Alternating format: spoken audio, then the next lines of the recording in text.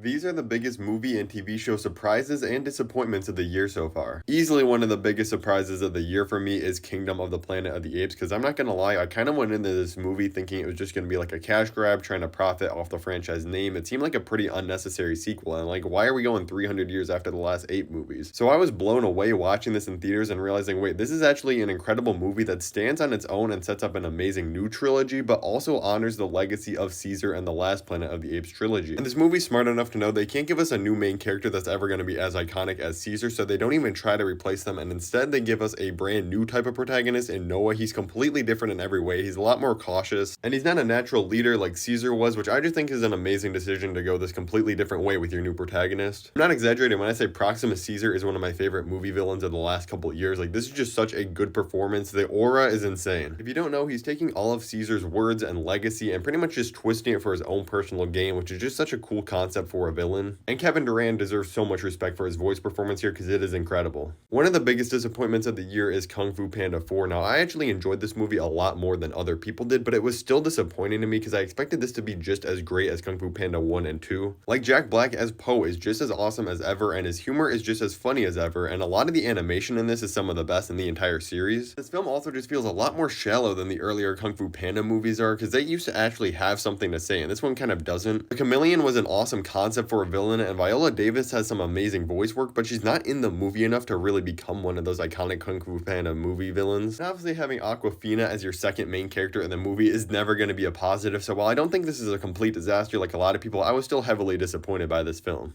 Another huge surprise to me was the Fallout TV show. I wasn't that excited for this because video game movies and TV show adaptations have a pretty bad track record, if we're being honest, outside of like The Last of Us. But this show has actually became one of my favorite projects of the entire year. Like, first of all, this thing is absolutely hilarious. They perfectly nailed the tone from the Fallout games and also brought over a lot of humor from the other Prime shows like The Boys that has a very similar tone to that, which I really appreciate. The action and gore in this goes incredibly hard. Like, I'm someone that gets very bored with a lot of action scenes very quick because I feel like they're either very dull or just repetitive.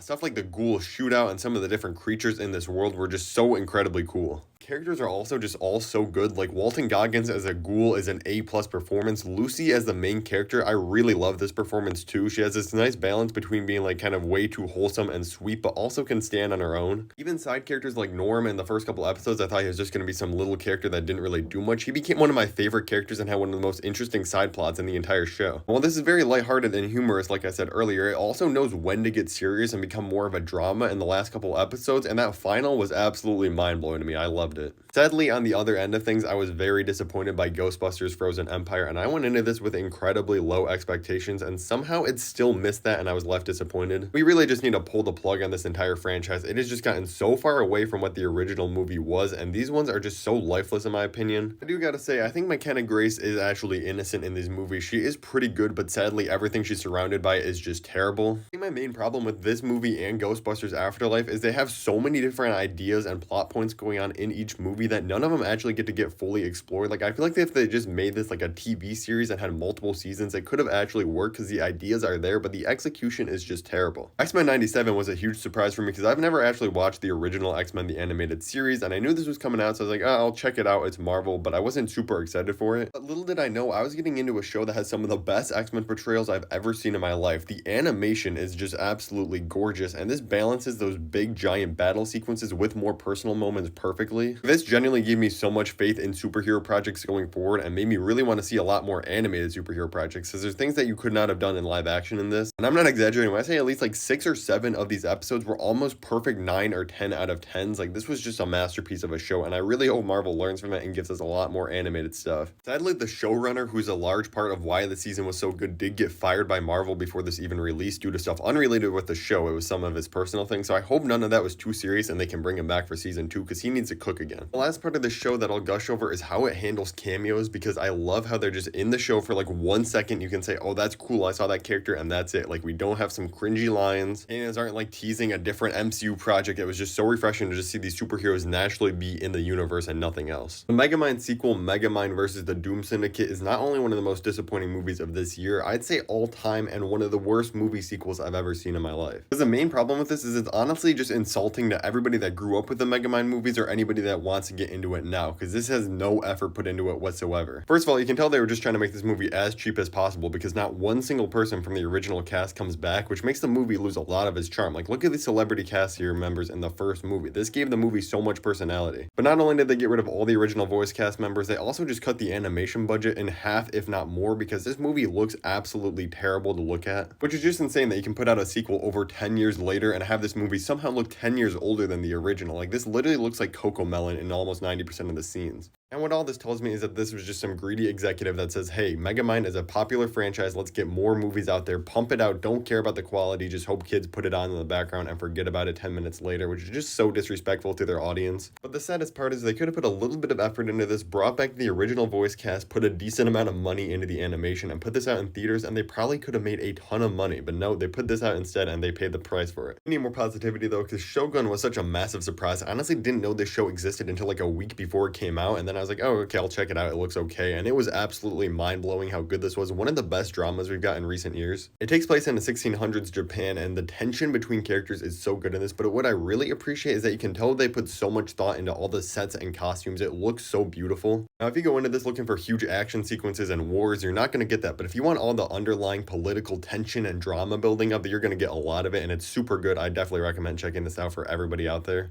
The latest A24 movie from Alex Garland, Civil War, was super disappointing to me.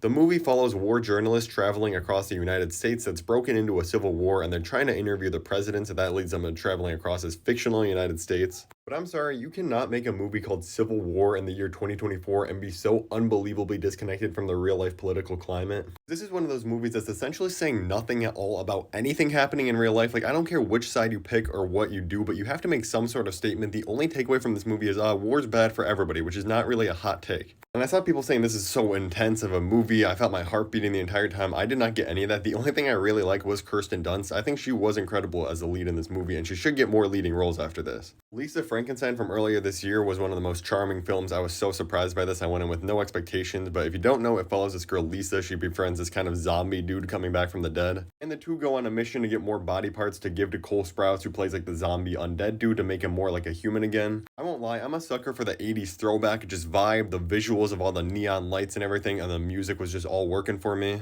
Catherine Newton, who plays Cassie in Ant-Man and the Wasp: Quantumania, is the lead in this movie, and after seeing her in Ant-Man, I was like, can this girl even really act? But she was actually super good in this and super charming in this role. Spaceman is the latest Adam Sandler movie. It came out on Netflix just about a month ago, and it's about him being in space all by himself, and he ends up befriending this kind of like spider-like creature up there, and it helps him with his relationship issues. And I went into this pretty excited because I always love seeing Adam Sandler in kind of different roles than his regular typical comedy ones, and this one was just super disappointing to me. First of all, Adam Sandler I thought was terrible in this movie, which I actually like him in most things, but I feel like all his line delivery just comes off so weird and awkward in this film. Paul Dano is the voice of the spider guy up in space that gives Adam Sandler his relationship advice, and that entire dynamic just did not work for me. And this is another movie that I feel like thinks it's actually super deep and has something really provocative to say, but at the end of the day, it comes off like a more shallow version of the book Project Hail Mary and Interstellar, and it just did not work for me.